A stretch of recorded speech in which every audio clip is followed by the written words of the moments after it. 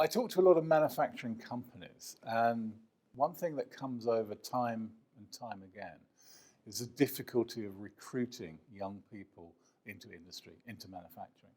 One of the problems with that is that manufacturing still has a somewhat grubby, dirty, smokestack image.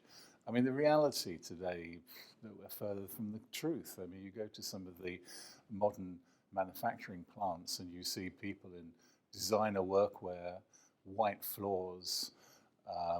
The conditions are completely different.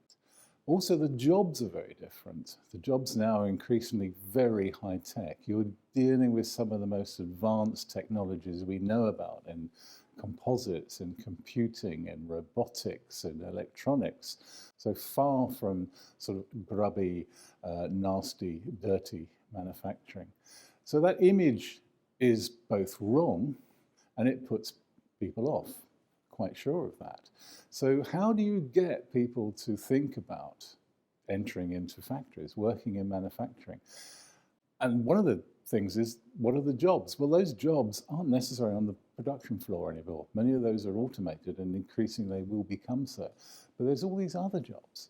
There's in the designing, in the maintaining the electronic systems that are there, in also very largely and particularly for what we've been talking about today, in managing the supply chain, in procuring the goods and services that actually make up manufacturing.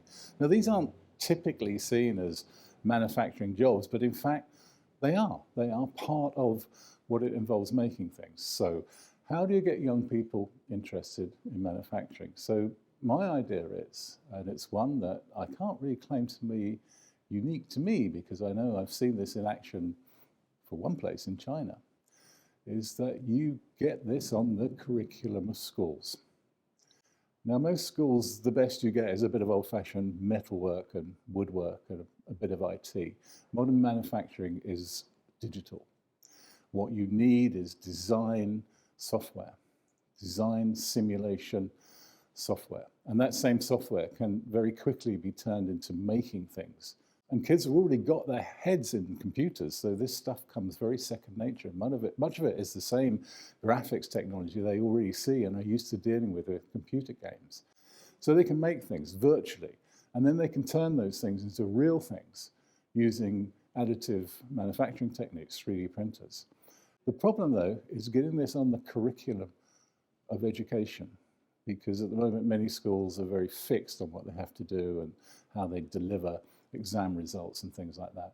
But if you want a new generation of digitally trained engineers and manufacturing specialists, then I think you've got to start in the schools.